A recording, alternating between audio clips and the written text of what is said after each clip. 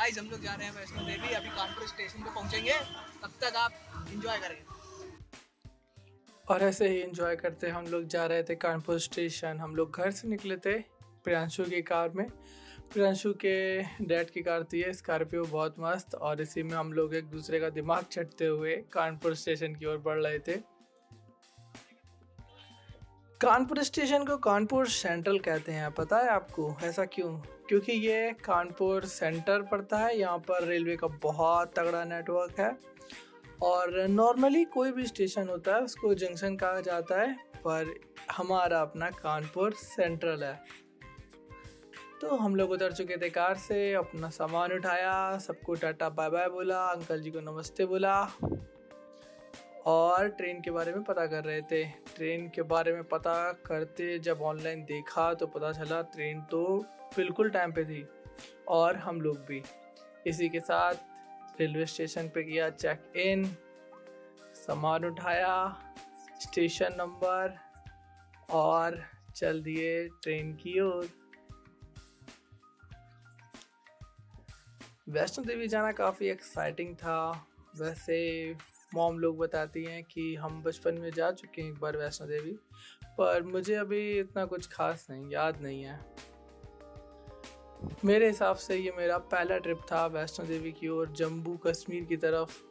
और घर वाले कह रहे थे कि तुम ऑलरेडी जा चुके हो, तो ये पहला ट्रिप कैसे हुआ। खैर, ट्रेन में काफ़ी भीड़ थी, काफ़ी हौच पौच। हम लोग अपनी सीट ढूंढ रहे थे कि कहाँ पर सीट है हमारी, और सीट ना मिलने की वजह से थोड़ी कन्फ्यूज़न। सब लोग आपस में सीट को देख रहे थे, कौन सी किसकी सीट है, कौन विंडो सीट पे बैठेगा। देख रहे थे कि सामने दो अंकल आपस में बहस कर रहे थे किसी चीज़ के ऊपर। हम लोगों को लगा कर रहे होंगे कुछ हो गया होगा, बट आपस में बात कर रहे थे। पर वही है ना कि जब आप दूसरे की प्रॉब्लम को अपनी प्रॉब्लम समझते हो तो दुनिया ज़्यादा बेटर हो जाती है। इसी के साथ हम लोगों को पता चला कि ट्रेन नंबर में कन्फ्यूज़न है। उन दोनों लोगों के पास टिकट है रिजर्वेशन की, और उन दोनों लोगों का सीट नंबर सेम है, पर ट्रेन नंबर सेम नहीं है, ट्रेन अलग अलग है।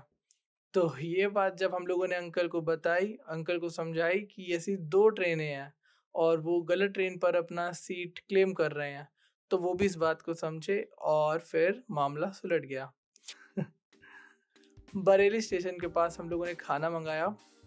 रेलवे का खाना हम लोग पहली बार ट्राई कर रहे थे। वैसे ऐसी बात नहीं है, खाया है पहले भी, लेकिन इस टाइप का पहली बार था। तो हम लोगों ने कहा देखते हैं, सब कुछ नॉर्मल था, तो हम लोगों ने ऑर्डर कर दिया। 3 प्लेट ली थी, और 3 प्लेट लेने के साथ जब ये खाने को खोला और खाया तो पता चला इसमें काफ़ी लोचा था। खाने में एक तो गुणवत्ता नहीं थी, नमक नहीं था, सब्जी बिल्कुल आधी कच्ची सी थी। ये बातें हमें कुछ समझ में नहीं आई कि ऐसा क्यों हो रहा है। और इसी के साथ हमने जब कंप्लेन की तो पता चला कि हम लोगों को थाली महंगी दी गई है। जो थाली, एक थाली हम लोगों ने 130 की खरीदी थी, वो एक थाली 80 रुपये की पड़ती है। इसकी हम लोगों ने कंप्लेन की, और इसी के साथ पहुंच गए लुधियाना स्टेशन, और अधिकारी आए हमारे पास। हमारी कंप्लेन को सुना गया रेलवे द्वारा, और जांच पड़ताल के वक्त उन्होंने भी हमें सही पाया और पता चला कि हमसे ठगी हुई है। उन्होंने तुरंत आदेश दिया कि इनके एक्स्ट्रा लिए हुए पैसे तुरंत वापस किए जाएं, और जो खाने में गुणवत्ता की कमी थी उसके लिए उन्हें खेद था। लेकिन इस वीक काफ़ी हौच पौच हो चुका था, और हम लोग आ चुके थे जम्मू कश्मीर की वादियों में।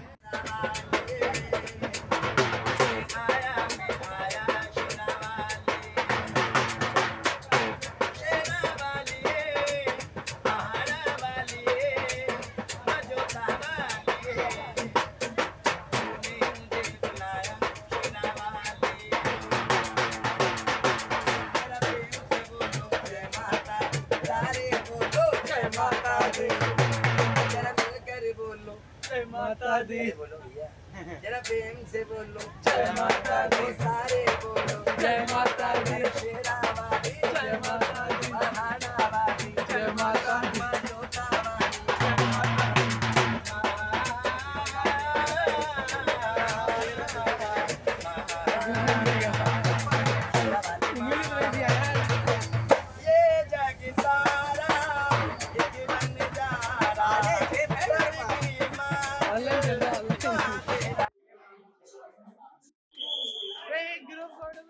और इसी के साथ हम लोग पहुंच गए जम्बू तवी रेलवे स्टेशन और चल दिए स्टेशन के बाहर। थोड़ी कन्फ्यूज़न थी आखिर में इस ट्रेन के रेलवे स्टेशन का एग्ज़िट और एंट्री कहाँ पर है। हम लोग बस अंडरस्टैंड कर रहे थे कि कहाँ पर है। तभी सरदार जी जो पुलिस वाले दिख रहे हैं वो हमारे पास आए। उन्होंने हमारी हेल्प की और उन्होंने हमें बताया कि यहाँ पे वीडियो रिकॉर्डिंग करना भी मना है और एग्ज़िट गेट उस तरफ है और इसी के एग्ज़िट गेट के साथ हम लोग बाहर आ गए।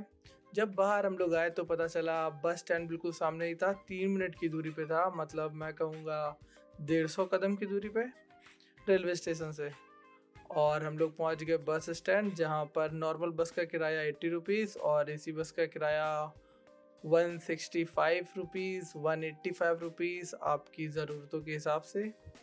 यहाँ पे हर घंटे कटरा से वैष्णो देवी के लिए हर घंटे आधे घंटे में एक बस निकलती है। आप कोई भी बस चुन सकते हैं अपनी ज़रूरतों के हिसाब से जो आपको सूटेबल लगे। हम लोगों ने एक नॉर्मल सी बस की एसी वाली और चल दिए माता रानी की ओर। जय माता दी, जय माता दी, जय माता दी, जय माता दी, जय माता दी, जय माता दी, जय माता कारोबारी बनाए, जय माता दी, जय माता दी, चल गई बाजी तेरे पति से मिलिए साथी, क्या तुझसे मांगो, बोलूं क्या तुझसे मांगो, सीमा के संसार तेरा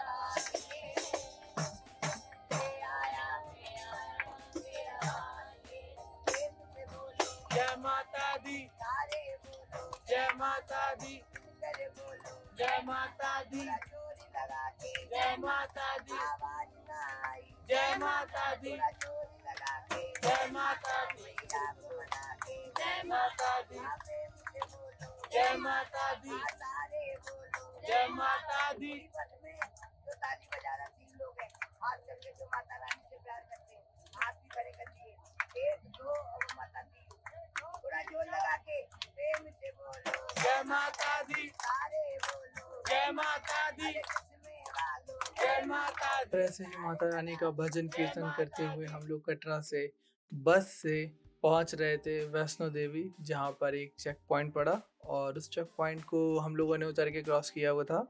अरे वो नहीं, पहाड़ी देखनी थी वो देख पहाड़ी, अरे कुछ नहीं दिख रहा, वो देख उधर ये आधा है वो, ये आधा है अर्धकुमारी यहाँ चलोगे इतना तो आधा होगा। और हमें पता चला कि अर्थ कुमारी आधा है, जो कि बहुत ऊपर दिखाई दे रहा था।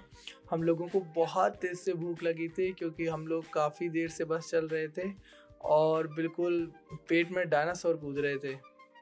हम लोग बस से उतरे, इधर उधर देखने लगे, ढूंढने लगे कि क्या खाने का हो सकता है।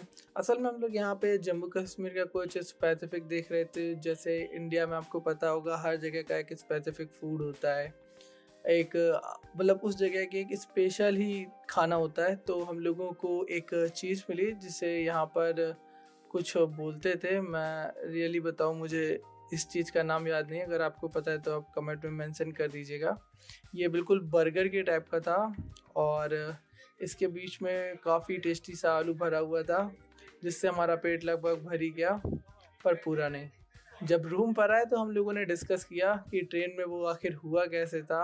हमारा एक साथी डायरेक्ट वैष्णो देवी आया था तो दिल्ली से, वो हम लोगों के साथ नहीं आया था। तो उसे पूरी कहानी बताई और उसे समझाया कि कैसे हम लोगों से ठगी हो गई ट्रेन में खाने के नाम पर, और फिर सर ने हमारे पैसे वापस कराए, रेलवे अधिकारी ने।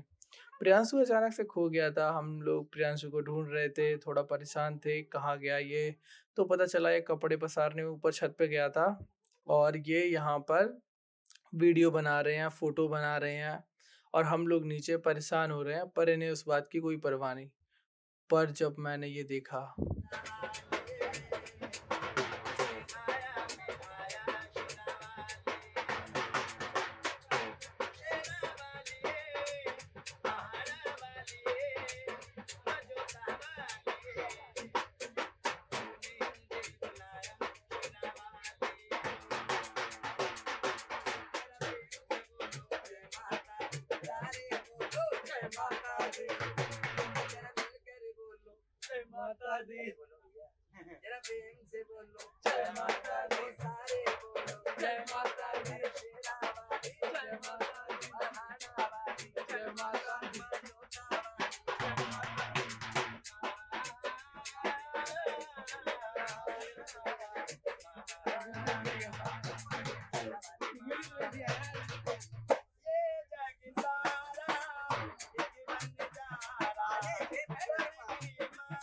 इतनी खूबसूरत पहाड़ को देख के भला कौन नहीं इन्हें अपने आंखों और कैमरे में कैद करना चाहेगा।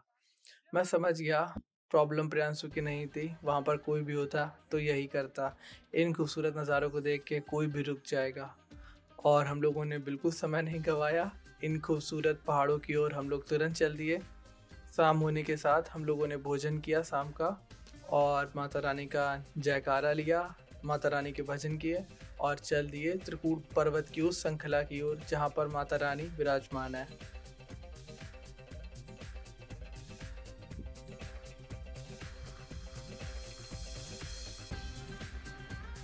वैसे तो हम लोग जा रहे थे यूं ही, पर हम लोगों को पता चला कि 15 किलोमीटर का ट्रैक तो है, तो इसके साथ ही अगर हम लोग डंडा ले लेते हैं थोड़ी हेल्प हो जाएगी, स्टिक रहेगी।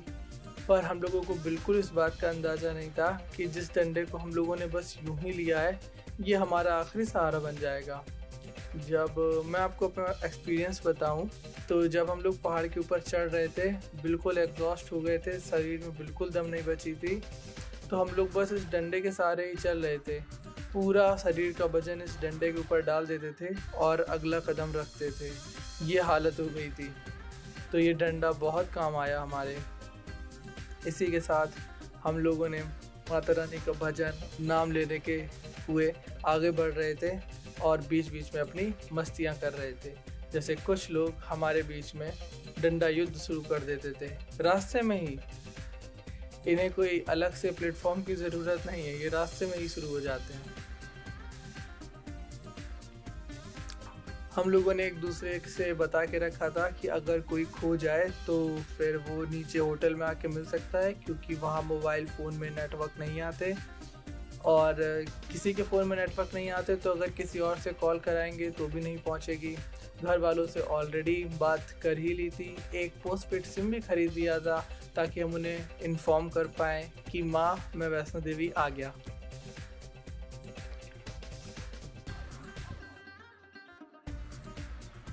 हम लोगों ने चलना शुरू भी नहीं किया था कि थकान पहले ही होने लगी। मेरे को लगा ये क्या है, नहीं चल पाएंगे। मेरा तो एक्सीडेंट भी हुआ था, पैर में फ्रैक्चर हो गया था इसी साल 2023 की फरवरी में, और माता रानी की कृपा से फ्रैक्चर में कोई ऑपरेशन की ज़रूरत नहीं पड़ी, मैं बिल्कुल ठीक हूँ। और इसी का शुक्रिया अदा करने मैं वैष्णो देवी गया था। बाकी सबके अपने अलग अलग रीज़न्स हो सकते हैं। बहुत ही खूबसूरत पहाड़ था, जो नीचे से ऐसे लगता था जैसे एक पहाड़ पर किसी ने तारे सजा दिए हो, छोटी छोटी लाइटें जलती थी, बहुत खूबसूरत लगता था। उसके नीचे ये पूरा मार्केट लगा हुआ है, पूरा बाज़ार है जहाँ पर आपको माता रानी की चुनरियाँ, प्रसाद, डंडा जगह जगह पर मिल जाएगा। अब तो इतना एडवांस हो गया है कि पूरी रोड बनी हुई है और जगह जगह पर आपको मसाज के सेंटर भी खुले हुए हैं, जो 30 रुपये और 50 रुपये में आपको एक अच्छी मसाज दे देंगे, जिससे आप दोबारा एनर्जेटिक हो सकते हो और बेटर तरीके से ट्रैक को कंप्लीट कर सकते हो। यहाँ पे पार्किंग की सुविधा भी आप देख सकते हो, साइड में काफ़ी सारी बाइक खड़ी हैं, जो लोग बाइक अपने व्हीकल से आना चाहें उनके लिए। हमें सामने मेन गेट दिख रहा था जो वाइट कलर का है, ये मेन गेट है, यहाँ से यात्रा आरंभ मानी जाती है। इस गेट के अंदर एक फ़र्स्ट चेकिंग होती है, फर्स्ट चेकिंग पॉइंट है, उसके बाद से यात्रा आरंभ हो जाती है। यहाँ पर बैग में हम लोगों ने खाने के लिए कुछ सामान रख लिया था और ऊपर जाके नहाने के लिए, क्योंकि हम लोग मॉर्निंग में पहुँचने वाले थे तो नहा धो के दर्शन करते, इसलिए उसके लिए कपड़े रख लिए थे, बस इतना ही था। लेकिन वो बैग जो रूम पे बहुत हल्का लग रहा था, वो रास्ते में चलते चलते पता नहीं कैसे बहुत वजनीला हो गया, उसमें बहुत वजन आ गया।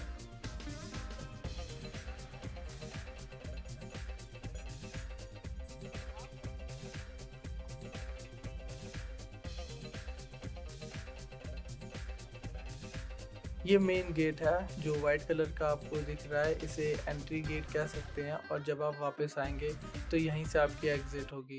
एक कार्ड लेना पड़ता है यहाँ पर वैष्णो देवी श्राइन बोर्ड का, जहाँ पर किसी एक बंदे का आधार कार्ड लगता है और बाकी जो ग्रुप में होता है उन सबके नाम, फ़ोटोज़ और एड्रेस बताना होता है और वो कार्ड इशू हो जाता है। वो कार्ड आपकी सेफ्टी के लिए ही है, वो कार्ड आपको ज़रूर लेना चाहिए। जिससे पता चल सकता है टोटल कितने श्रद्धालु आए और कितने श्रद्धालु यहाँ से जा रहे हैं, जिससे एक अनुमान लगाया जा सकता है कि कितने लोग पर डे विजिट कर रहे हैं और उस हिसाब से व्यवस्था सरकार बनाती है जो हमारे अच्छे के लिए है। वो कार्ड हम लोगों ने लिया था और वो कार्ड फर्स्ट चेकिंग पे चेक भी होता है, और जब आप एग्ज़िट कर रहे होंगे तो इसी गेट पे वो कार्ड को जमा कर देते हैं, जिससे वो कार्ड और लोगों के काम आ सके। यहाँ पर गेट के अंदर आते ही आपको ये जो फर्स्ट काउंटर दिख जाएगा, यहाँ पे आपको खच्चर और घोड़े और आपको पिट्ठू करना है तो फिर आपको पैदल जाना है, आपको डिसाइड करना है, और यहाँ पे आपको ईजिली मिल जाएगा। यहाँ से हमारी यात्रा प्रारंभ हो चुकी है और ये यात्रा बहुत ही खूबसूरत और बहुत ही प्यारी थी, जो बस अभी शुरू हुई है और इसे चलते चलते हमारी हालत ख़राब हो गई थी। अगर माता रानी का नाम ना लेते और शक्ति ना होती तो लगता भी नहीं कि इतनी दूर हम जा सकते हैं, क्योंकि ज़रा सी दूरी चलनी होती है तो ऑटो करने लगते हैं, पैदल इतनी दूर तो कभी सोचते भी नहीं हैं। और अब देखिए माता रानी का नाम है जो इतनी शक्ति दिए हुए है कि हम लोगों ने ठान लिया कि हम लोग इतनी दूर पैदल ही जाएंगे, हम लोग कोई और चीज़ का सहारा नहीं लेंगे। यहाँ पे इलेक्ट्रिक व्हीकल मिलता है, आप इलेक्ट्रिक व्हीकल बुक कर सकते हैं, और भी कई सारे साधन हैं, पर हम लोगों ने पैदल जाना ही सुविधाजनक समझा। माता रानी की शक्ति ना होती तो ये यात्रा पूरी हो भी नहीं पाती। ये प्राचीन मंदिर है बाण गंगा माता का।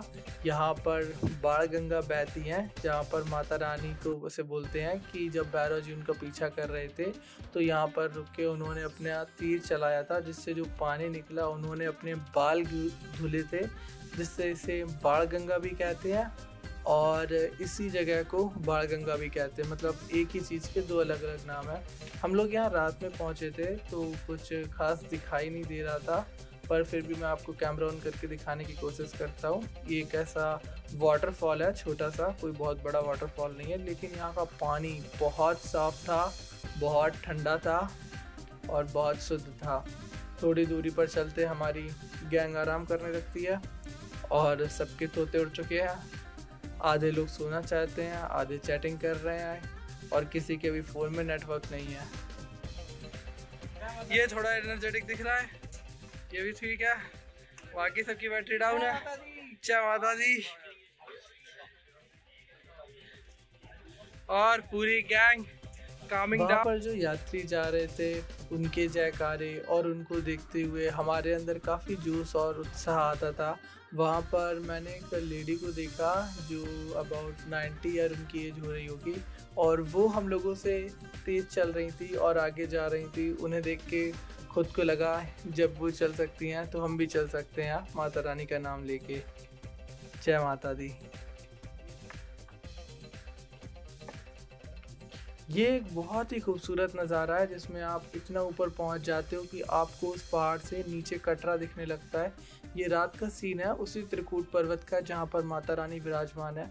वहां से आपको नीचे देखने पर ये खूबसूरत सा शहर कटरा दिखता है, एकदम जैसे सितारे झिलमिला रहे हो कहीं नीचे दूर। और हम लोग वहाँ से ही आए थे। रात होते ही वहाँ बारिश होने लगती है। ऊपर बारिश का कोई भी अनुमान नहीं लगाया जा सकता है, बहुत प्रेडिक्शंस नॉर्मली फेल हो जाते हैं। हम लोग इस भोजनालय में रुके थे, रात को करीब 1 बज रहे थे और बहुत ही तेज़ बारिश हो रही थी। हम लोगों के पास रेनकोट और बाकी चीज़ें थी, मगर फिर भी हम लोगों ने रुकना सही समझा। रात के 1 बज रहे हैं और आप थके हुए हैं? नहीं, सर तो नहीं थका हूँ। सही है। क्या लगता है आप भवन कितने बजे तक पहुँचेंगे?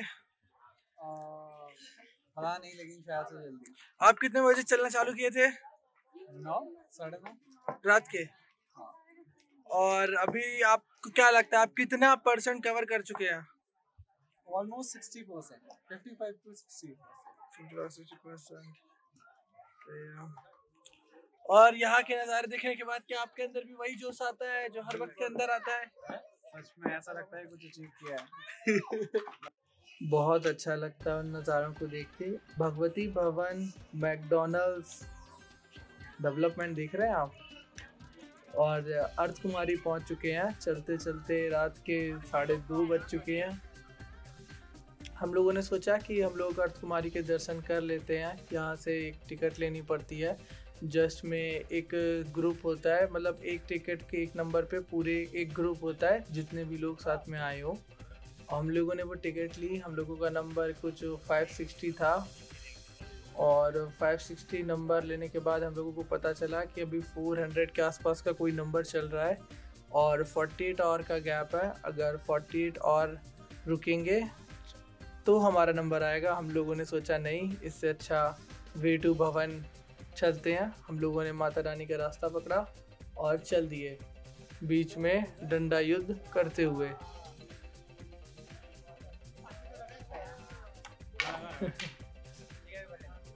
लगभग सुबह होने लगी थी चलते चलते और अभी सुबह के 5 बजने जा रहे हैं।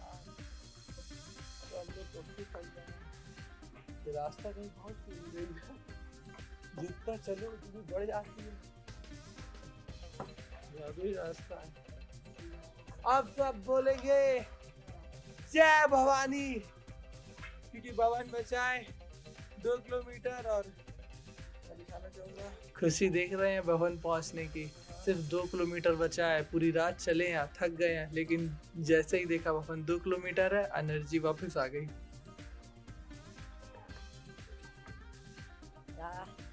भाई हाथ हटा दे। ये सुबह हो चुकी है पहाड़ के ऊपर और यहाँ की सुबह बहुत खूबसूरत थी।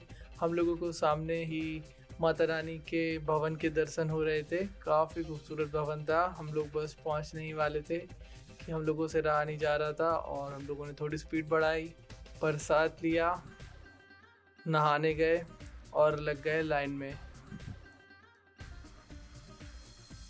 ये प्रसाद साइन बोर्ड की तरफ से दिया जाता है। ये 100 रुपये पर थैला पड़ता है, 100 रुपीज़ पर बैग, और इसमें 5 तरीके के थैले होते हैं।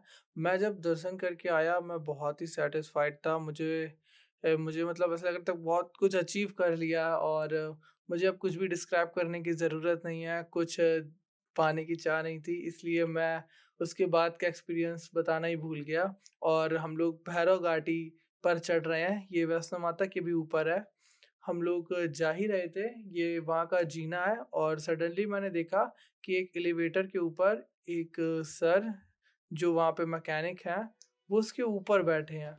मतलब हम लोग ऑलरेडी पता नहीं कितनी हाइट पर हैं और उसके ऊपर भी ये त्रिकूट पर्वत की चोटी है और उसमें भी ये रोपवे जा रहा है और ये बंदा उसके भी ऊपर बैठा है और ये उसकी डेली का वर्क है, ये उसकी डेली का काम है।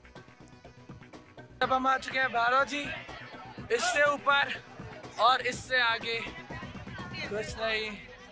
भैरव महाराज की जय। भैरव जी पहुंचने के बाद हम लोगों ने अपना सामान रखा, भैरव जी के दर्शन किए। आप भी करिए। और ऐसा बोला जाता है कि अगर आप वैष्णो देवी जाते हैं और भैरव जी के दर्शन नहीं करते हैं तो आपकी जो यात्रा है वो अधूरी रह जाती है। तो हमने तो यात्रा पूरी करी और वहाँ भैरव जी से नीचे कुछ माता रानी के दरबार का दर्शन बहुत ही खूबसूरत दिखता है, कुछ ऐसा। और इस खूबसूरत दर्शन को करने के बाद हम लोगों को वापस भी लौटना था। वापस लौटे नीचे पहुँचे हम लोग जल्दी जल्दी। शाम के 6 बज गए थे दूसरे दिन के। नीचे आते आते होटल में गए, खाना खाया, रेडी हुए और इतना थक गए थे कि तुरंत जाके सो गए। अगले दिन सवेरे उठे और सवेरे ही हमारी ट्रेन थी। ये हम लोग कटरा से वापस जम्मू तभी जा रहे हैं जहाँ से हमारी ट्रेन थी कानपुर की।